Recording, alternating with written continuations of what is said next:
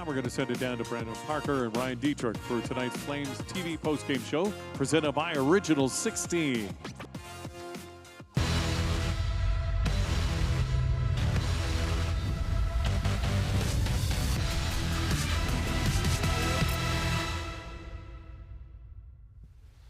Welcome inside our Flames postgame live. It's presented by Original 16. Brendan Parker alongside Ryan Dittrick tonight. It was billed as the biggest game of the year, and now we move on to the next biggest game of the year, which comes your way Friday. But as for tonight, fair to say that, Ryan, this game lived up to the billing in terms of, the emotion expressed and obviously the intensity and eventually the result that we got. A game that ends up needing not just extra time, but the shootout to decide it. And you could tell there was some desperation on both sides to find that extra point here tonight. Yeah, for sure. And for large stretches of this game, you liked what the Calgary Flames did. And for a lot of the first two periods, really dominated at 5-on-5. And, I really liked the way that, they were in control emotionally, physically. There was a point in that game where some of the penalties started to stack up, and you thought maybe at points it could get off the rails. But, I thought it was a really mature second period, especially for the Flames, to kind of temper that and get back to playing their game, because twice they rallied from 1-goal deficits and then eventually took the lead into the third period.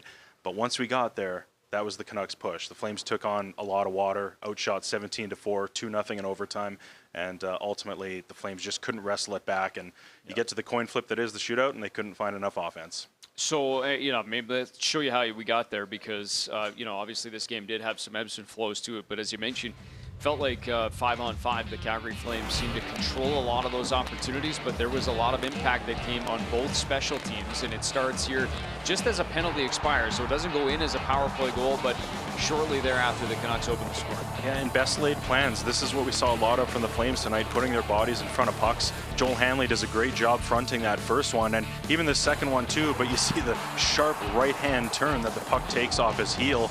This shot from Pius Suter, and it goes top shelf. Not a whole lot Dustin Wolf can do about that. Not at all, and that was the lid lifter, but the Flames get a response before the end of the period, and this is some kind of goal from the pass to the finish from Nazem Kadri. Not very many players on this roster have the sort of hands and offensive instincts to pull off a move like that. That is absolutely gorgeous from Nazem Kadri. But how about that breakout pass from Rasmus Andersson too? Stretch pass right through the middle, finds that seam, and that little fake there freezes Kevin Lankinen, and you love the point from Nazem Kadri there. That's a team celebrating a play well made. Yeah, and it's interesting to see that it starts off the stick of Kadri and then finishes there as well. Both D-men get a quick touch as well. 1-1 after one, and then we moved into the second period, and this is where the power play makes their mark, and it comes courtesy Jake DeBrusk with some nice hands in front. Yeah, you said it there, Brendan, the power play. This is really how Vancouver was able to generate most of their offense in the game, because there was very little for them happening 5-on-5, and Quinn Hughes, back from injury, made a huge impact on the game. You see Rasmus Andersson, not a fan of the sell job, we'll call it, that led to that power play opportunity. But that's what Quinn Hughes does. Walks the line, finds the seam, and Jake DeBrusk with the tip in front. So 23 on the year for DeBrusk, and the Canucks retake the lead. But this was a huge moment in this hockey game. Another power play for the Canucks, and instead of them taking a 2-goal lead, we got a tie game thanks to the penalty kill. Not often we see Kevin Rooney and Jonathan Huberdeau coming together on offense, but this is great to see. A little bit of a rolling puck on the pass there.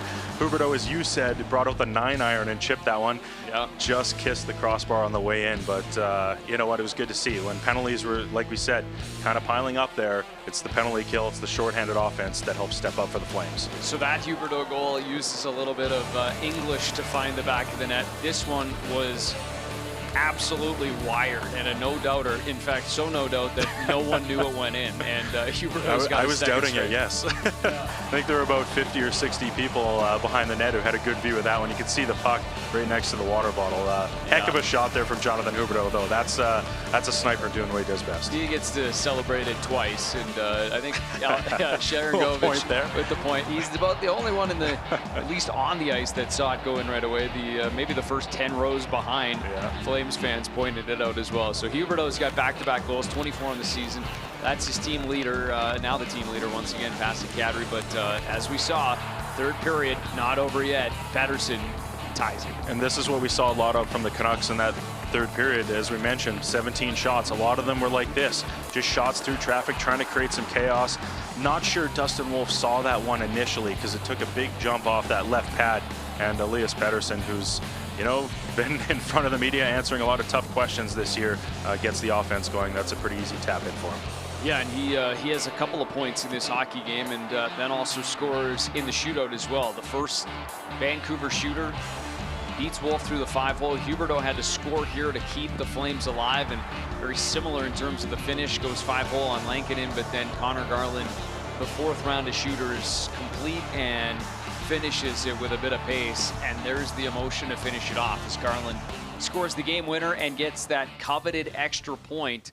And we talked about this being a 4-point game heading into it. Well, it doesn't work out that way because it ends in extra time, but it is a 3-point game, I suppose. The Flames get 1, Canucks get 2, and we knew coming into this hockey game that no result tonight would settle this final 19 games, and I guess 18 for Vancouver. But we also knew, that there was a lot riding on it, and it feels, you could tell in terms of the celebration at the end. Yeah, and that's the thing we do have to remember for the Flames. There are still 18 games left in the season, so there was a lot of pressure, a lot of talk about this being a must-win for either team, but you're right, Brendan. There's a lot of runway left in this thing here for the Flames, and you don't get the result you're looking for on a night like this. You do get it to overtime. Important to note that while they are tied in the standings, the Flames do hold the tiebreaker. So officially, you're still in that playoff spot with a game in hand. So which does matter. It does matter. So you come out with a pretty sour taste in your mouth, but at the end of the day, important to get that in overtime and get the single point.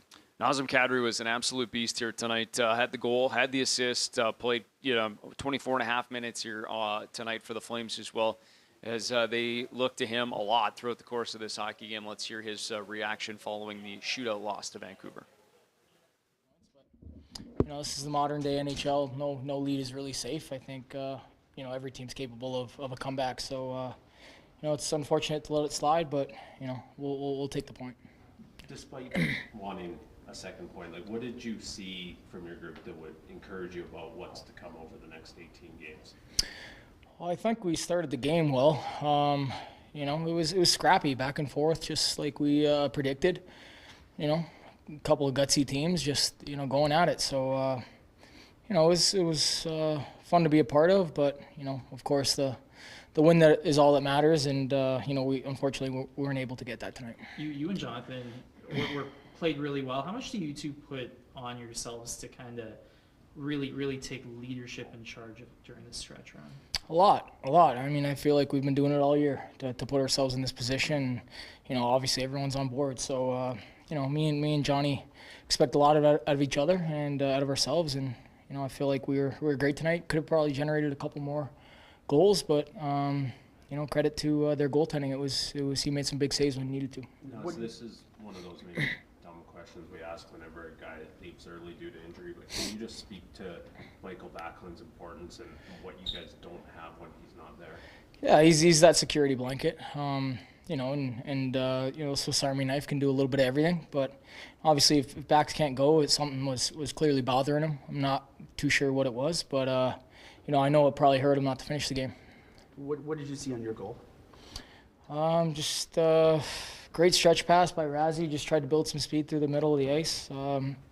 He bit pretty hard on the fake, and I just tried to take it to my forehand, and it was a big goal in the game. I guess. Thanks.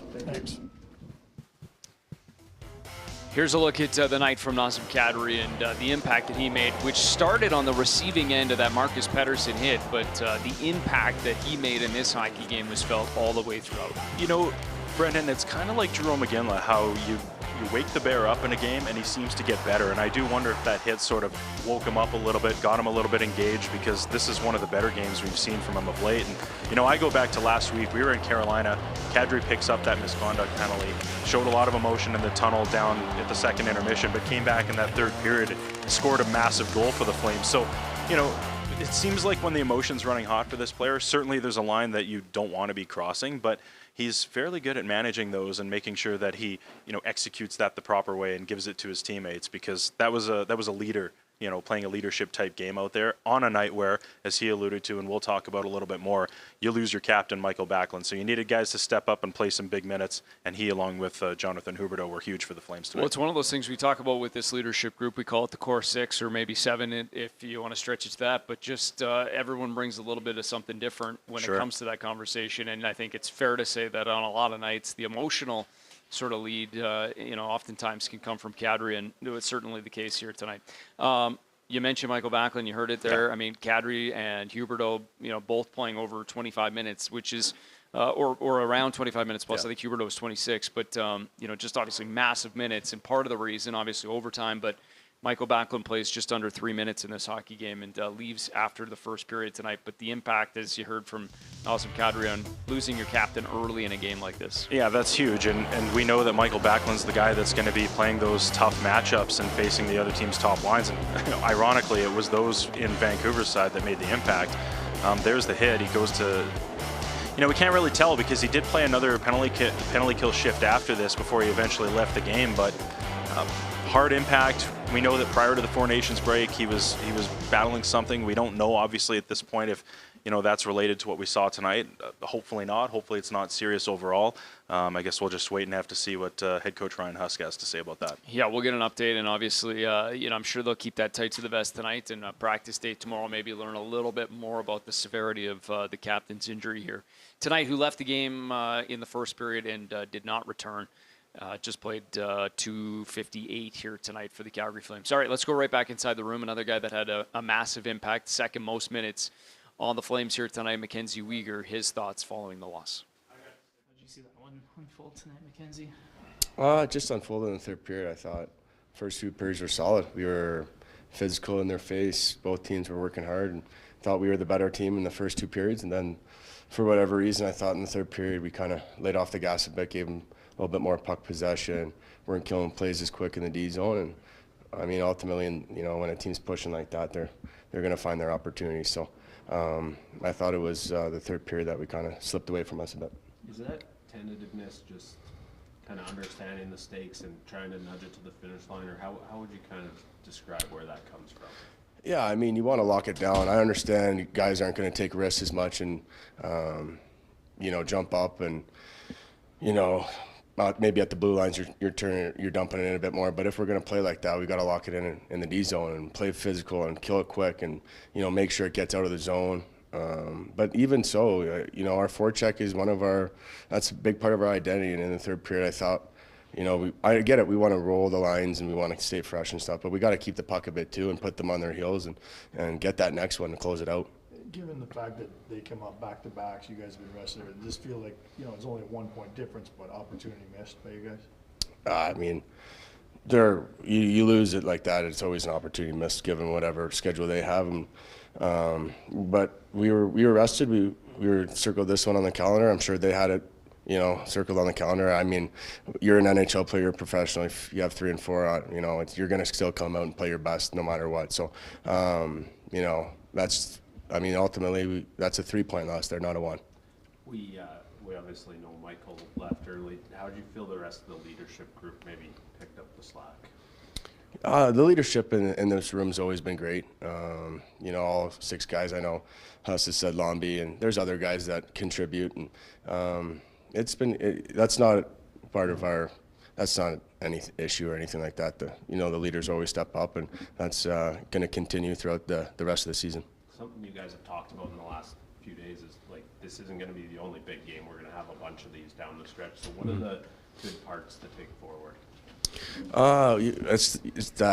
That's the energy we need. The first 2 periods, we need everybody going every single night.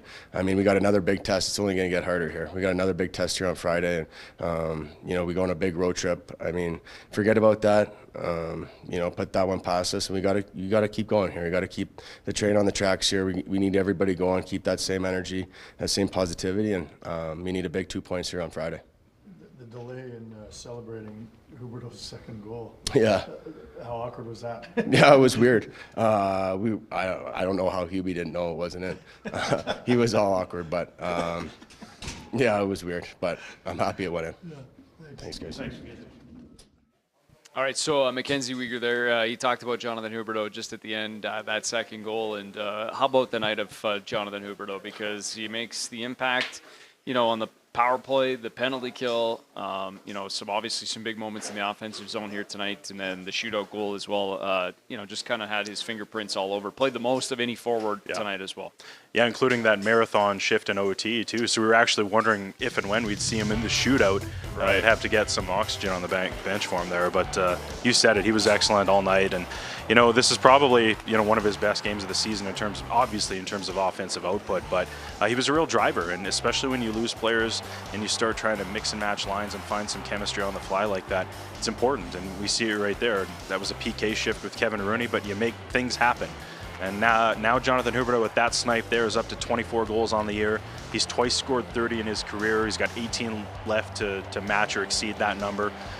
It's been an excellent season for him. And you know what? When you start to see some of the creativity and the offense going, this is a Flames team that still is having trouble producing offense. So down the stretch, if you're going to be making the playoffs and hopefully make some damage once you get there, they need a guy like that going. And all season, he has been the catalyst for Calgary's offense. Yeah, no question about it. And playing a little tag with Nazem Kadri in terms of the goal lead on the season. Kadri took it over only momentarily before Huberdeau grabbed it back with a pair. He's now with 24. Let's hear from Jonathan Huberdeau now. How did you not know that your goal was in? Oh, well, we didn't see the puck really, so it kind of, disappeared. But it was a good goal. But at the end of the day, we didn't get the 2 points, so it sucks. Who told you it was in? Just the ref. The crowd, and I think the crowd reacted a little bit. So obviously it was a good goal at that time, but our line, we gave up that third goal, so it can't happen. I asked Mackenzie the same thing. Does it feel like this was an opportunity missed? Yeah, for sure. I think getting that lead going to the third, we're used to that. And we just had to kind of shut them down, and especially on a back-to-back. So yeah, it sucks. We got a point, but at the end of the day, against these guys, you got to get 2 points. How much do you and Nazem put on yourself to lead this club into the playoffs? You both played well tonight. How much? Oh, we have to step up. To help our team. I think everybody has to do that, but obviously we need to generate a little bit of offense. So I think we're trying to do that night after night. Some night it's not going in, but tonight, we got fortunate, got some bounces. But at the end of the day, we need to win. Jonathan, we know there's going to be lots more big games coming up. What can you guys take forward? Whether it's experience, whether it's what you did right. What parts of this game do you want to take with you? We're always going to stick together. I think that's what we do best. I think, I think we can be a little faster. I thought we weren't as fast tonight, so I think just to be better. But at the end of the day, we lost in the shootout, so I think, we had the lead. We're in a good position. It's just to, fortunate bounce right on his stake for the third goal. So that's what happened. In that third period, were there things that you feel like you guys should have been doing as a group that you got away from?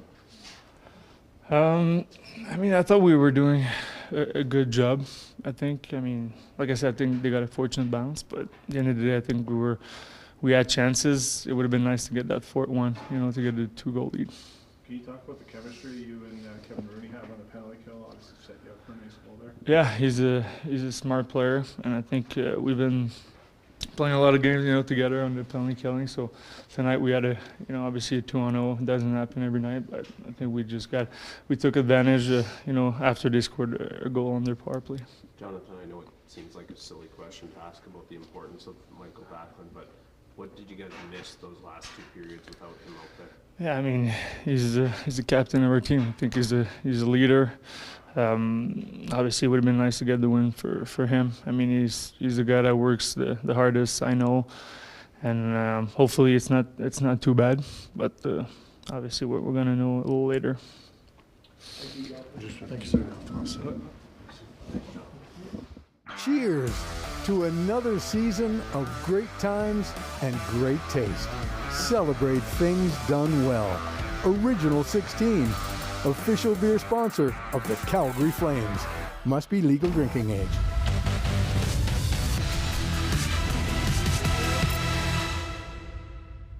All right, welcome back, Flames Postgame Live. It is presented by Original 16 on a night where the Vancouver Canucks win, and they get that coveted extra point with the shootout victory here tonight on a goal by Connor Garland. The difference in extra time, Pettersson as well as Huberdeau, the other goal scorers in the shootout. But Vancouver does end up getting the 1 point and tying Calgary in the Western Conference playoff picture. But it is the Flames still on the inside thanks to the tiebreaker right now. So as it stands now with 18 and 17 games remaining respectively, Canucks have played one more game than the Flames to this point. So they'll reset, get ready for Friday. But let's hear from the head coach, Ryan Huska, before we do that.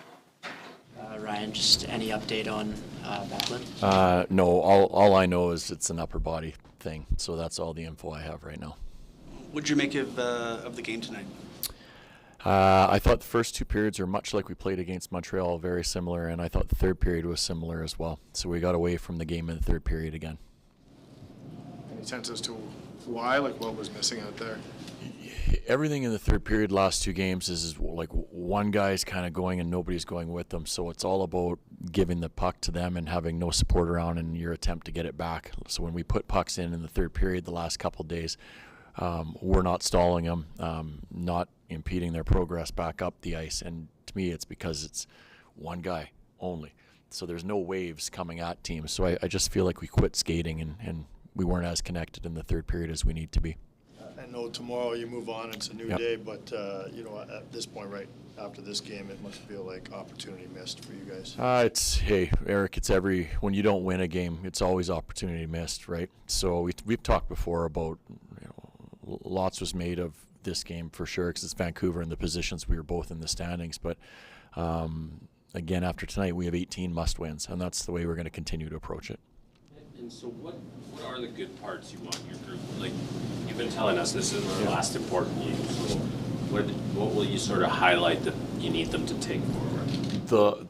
If we could mirror the first two periods and take that and bring it into the third period, then I think we're in good shape, really, because we do a good job of skating. I think we're hard. We forecheck the right way the first couple periods. And then it's almost like we get on our heels and we get into a little bit of let's kind of retreat and have numbers back mode instead of keeping the attack part of our game. What did you make of your goalie? I thought he was good again tonight. Yeah. What did you make of your special teams groups tonight? Again, scored a big goal for us and shorthanded goal. They were good. I mean, the goal we gave up, there's things we could have done differently on the penalty kill, but both had impact for us. It sounds so silly to ask about the impact of Michael Backlund, but you're not used to even operating two periods. What do you miss when you don't have him? He's the guy that I lean on in all situations, whether there's a top line on the ice. Michael's the guy that's out there a lot of times, or a big face-off late in games. He's the guy we go to. So hopefully he's back in the lineup for us on Friday against Colorado. We'll have to see how that goes, but if he doesn't happen to be, then it's somebody else needs to raise their level and find a way to pick up the slack that he usually brings.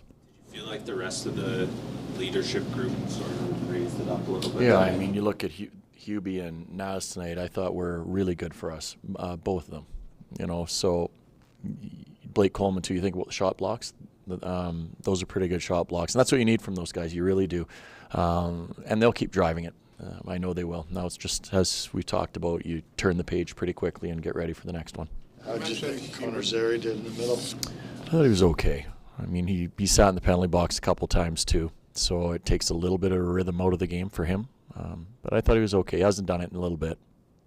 You mentioned Huberdeau and Kadri. Like, I think they've contributed, whether assists or goals, on like more than 50% of your goals since the break. Like, are you okay with how much of the load they're having to carry a little bit offensively right now? Yeah, I'm okay with the load they're carrying. Like, they're top players and they're paid that way too, and that's what we expect out of them. But we also need other people to start generating more for us as well. So it can't always be on those two guys. I want them to continue to do it because we need them to, but there should also be some secondary and whatever third level scoring it should be as well. From your vantage point, like you were kind of on an angle, I'm sure, on the bench with Huberdeau. Did you see that goal go in on the power play? Did you know where that shot was? No, I didn't. Yeah, no, not at all. It's kind of the only guy on the ice that knew it went in was Jonathan. He knew it went in. Mm-hmm. Joel Farabee's gotten a lot more comfortable the last couple of games out. Have you seen that from him in his game too? Yeah, the last 5 games probably was when it turned for him, where I think he's good with where he's at right now. So he's had impact for us, penalty kill wise and 5-on-5. Yeah. Well, good. Okay, thank you. 11 a.m. at Win Sport. All right, there's head coach Ryan Huska as we take a look at the up-to-date standings in the Western Conference playoff picture. As we painted it earlier, it is now a tie for that final spot. Calgary, though, gets to stay on the inside due to the tiebreak. There you see the points percentage, obviously have the game in hand as well. Utah in action tonight, though, as well. They're leading the Anaheim Ducks right now, so certainly some teams still in that conversation, but Calgary remains in the driver's seat. 18 must-wins, according to the coach. It's actually kind of crazy, Brendan. We're talking about there's so much weight attached to this game, and rightfully so. You're playing your division rival, teams jockeying for position, but 18, it's still nearly a quarter of the season left, so there's a long way to go here. But, you know, and for the Flames, they like to break things down by week, so we're looking at a very interesting segment coming up because you've got a very important home game here at the Saddle Dome on Friday against the Avalanche, and then you're right back on the road for 4 straight against some real tough teams. So in order to set yourself up well for that, you've got to bring that full 60-minute effort that has eluded them these past 2 nights and get back to their identity, the hardworking, forecheck, connected group that we saw through the first 40 in each of the past 2 nights. Yeah, a couple of third periods pointed out by the head coach there, and one of them they were able to manage and get to the finish line thanks to, in large part, to Dustin Wolf, who was really good again here tonight, but they only get the 1 point. And you still look at it from a more broad perspective. I think it's now points in 7 of their last 9 games, or 7 of 9 coming out of the Four Nations break. So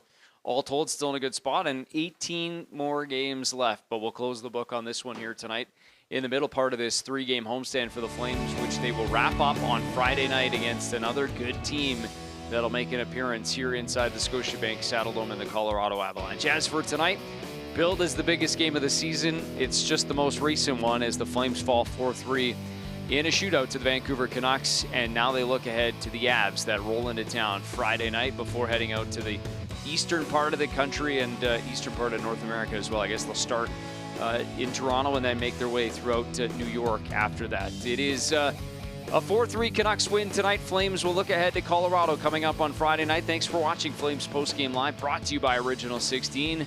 We'll see you on Friday back at the Dome.